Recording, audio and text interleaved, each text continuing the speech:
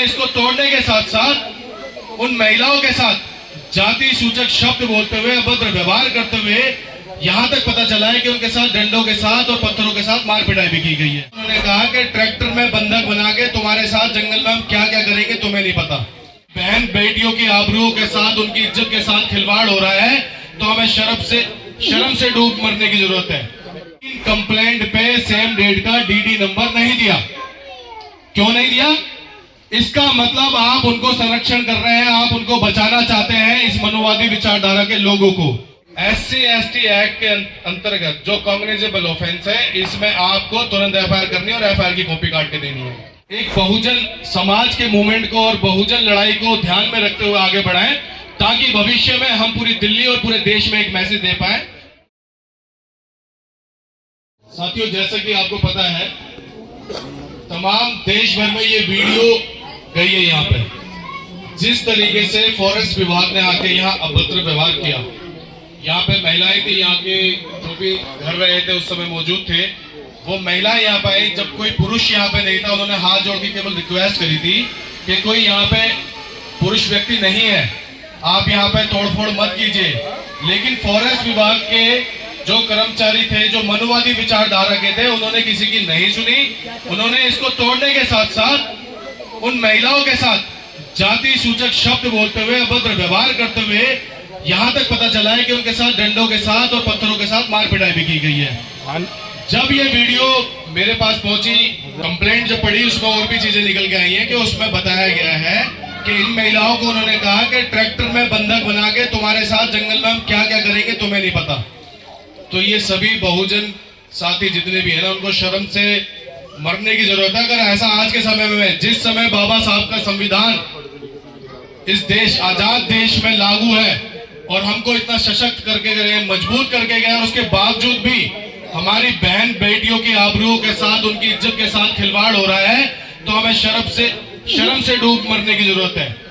लेकिन जिस दिन मुझे ये पता चला, और ये खबर मुझे पता चली हमारे सिमोन भाई से,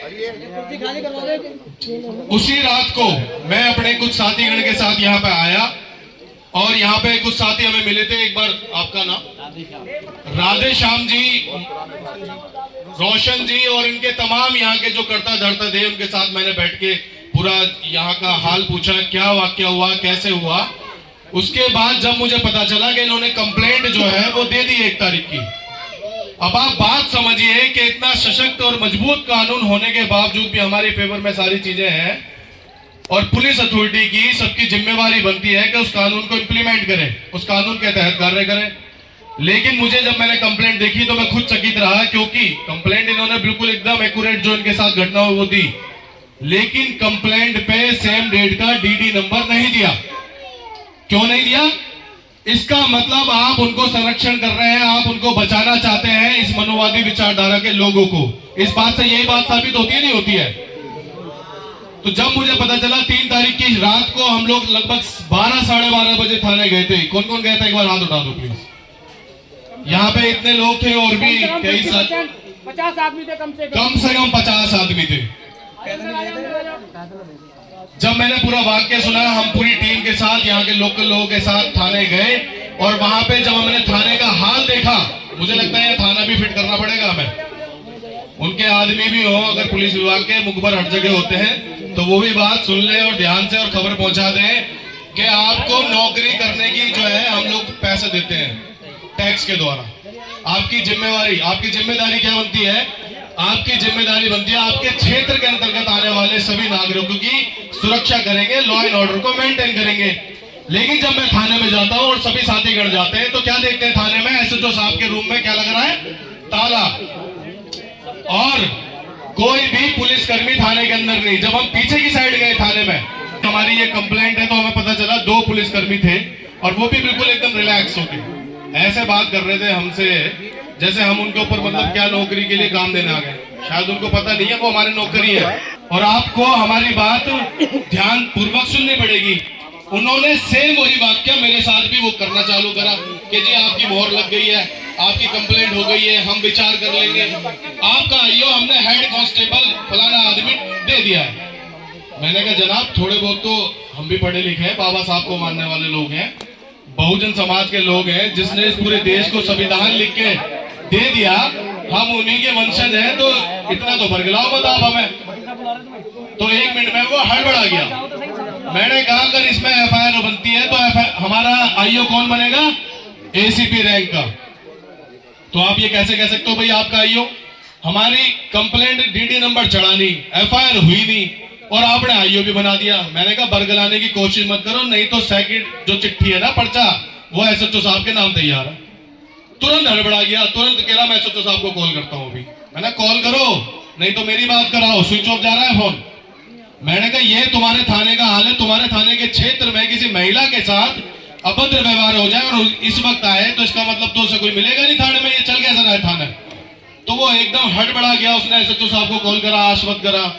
लेकिन हमने तभी ये सिमोन भाई और मैं वहां पे मौजूद थे, हमने तभी एसीपी साहब को कॉल करा कि आपके थाने के तिगड़ी थाने के एसएचओ साहब स्विच ऑफ करके आराम फरमा रहे हैं, कोई थाने में नहीं है और ये हम कंप्लेंट लेके आए, इस पर हमें डीडी नंबर चढ़ा के तुरंत एफआईआर में काट के दीजिए।